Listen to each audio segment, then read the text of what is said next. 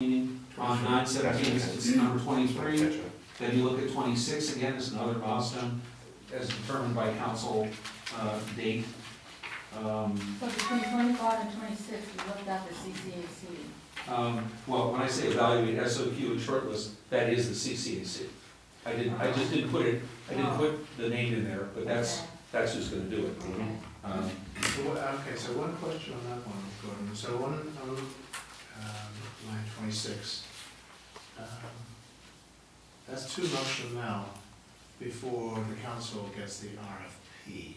Correct. Is there any way to shorten that? Yes, there is. If I prepare the RFP in conjunction with my colleagues, we've already started working on it, and bring both the RFQ and the RFP to the CCAC for your September meeting, which means getting it out, you know, in advance of the September meeting, so you have enough time to look at it. So that's a possibility. That sounds like it would be very positive. I think most people are going to look at this and say, well, hold on, it's going to be 2015 before we even get an architect stamp, right? Well, but I would point out, however, that in doing that, we're not going to have the advantage that I think Mark explained, which is you won't have looked at sort of the universe of architects with their input as to different styles of building, different concepts, things that they may be strong in order to help you inform that scope of work. Plus, it means that between now, that there won't be any discussion by the CCAC on the elements of the scope of work that Mark talked about before I would have a chance to craft it. So you'd have a draft RFP, but I wouldn't see that you'd be able to approve it in September because, as the city manager said, you're gonna wanna talk as a committee of the whole on the elements of it. Well, Before you change it. when you're talking elements, Mark, could you elucidate maybe on what you envision being included in the RFP in terms of handing out? I'm gonna have Paul for that, Paul, yeah. since he's the one who's done it most often.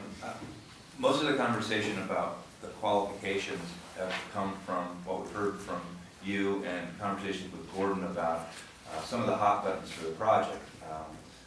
Library experience, police experience, civic center at this scale. I mean, you can get, like as Gordon said, firms from across the country that have done civic centers, but are they at the scale that we're looking at here? So the RFQ or SOQ, their response, would give you projects that were at our scale. Some of the other hot buttons have to do with sustainability. What sort of green initiatives do they have expertise with? Can they say they've got experience doing a net zero energy building? So getting some of that done first is going to help us weed out a lot of them. Or what's in the RFP that this committee is going to want to have their hands on and their perspective on? It's going to include some programmatic information, right? This is the RFQ that's going I know, but the RFP component of it, what we're talking about, what Clive's getting to is the timeline for preparation of the RFP and getting that to the city council to send that out. But this committee wants some input into that scope of work, particularly with respect to the programmatic information. That's going to take a lot of review and discussion by this committee. And I'm not sure that if, you know, we can prepare the RFP and send it out to you, but I think you're going to want to meet a little bit on what that is. Right, and Claude, I don't think, you know, making sure that we get it out in 2014 is a milestone for a lot of people. I mean, we talked to funding and all of that. You know, think how much time it took for us to get to certain points. You know, the library, we've got to revisit the library, you know, all the common spaces again. And I think the message I'm getting from people, just do it right and don't, you know, it's not, we have the luxury that it's not a particularly rushed situation. So if anybody says, wow, 2015, it means nothing. What did we originally tell people that we would be, didn't we tell people we'd be selecting an architect in 2014?